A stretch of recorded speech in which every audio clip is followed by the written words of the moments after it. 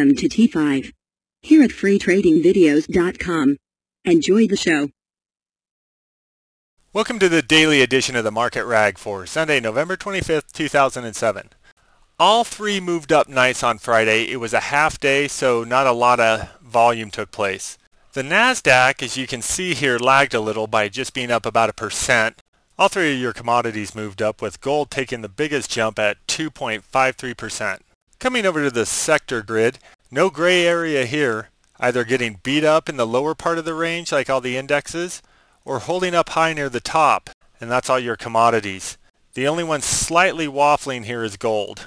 Here you can see the little move up that happened Friday, and again happened on pretty light volume. We've had a big move down here to an area that could possibly end up becoming support. Same situation on the Dow here, big move down. And we're getting some breadth indicators that are hitting lows that haven't been hit for a number of years, you guys. So this thing is pretty overextended to the downside right now. Gold made a nice move up on Friday. We just need to see if it can't hang out above this prior high over here to keep its strength going. Bonds keeping the dream alive above resistance. Coming over to the sector sentiment, there's a lot of blood out there right now in the short term and very little positive areas. Most of the better areas are what are considered defensive areas like utilities, consumer staples, things like that. I guess the crowd has chosen to take a more conservative road for the time being.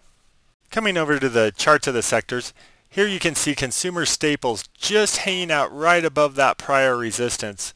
Things still look okay here for now. Energy's put in a bit of a line in the sand here. If it stays below that, that's going to be pretty bearish, and if we can get back above it, that'll be real bullish. There are several areas in downtrends that need just a few days to take a break, such as the telecom and the industrials.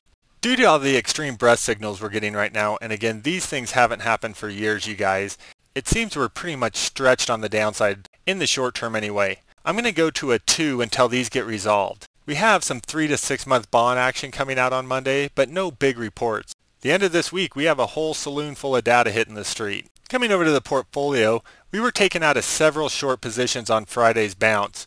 We didn't lose any money and threw a couple of bucks in our pocket, but nothing great. From an allocation standpoint, you can see we're sitting in very little in the market, and mostly to the short side. Part of this long is a put we have. The main thing, not too much going on and not too much hanging out there right now. I have changed the risk so it doesn't include any profits. Kind of a tougher look at it. We have just a hair out there right now. Including profits, we're way better.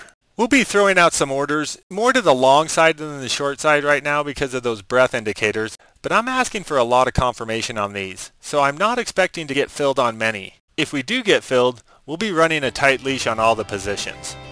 Thanks for spending your time with us. Have a great evening. Hey! You can lose a lot of money trading. These are not recommendations of any sort, just opinions. Always remember, a fool and his money are soon parted.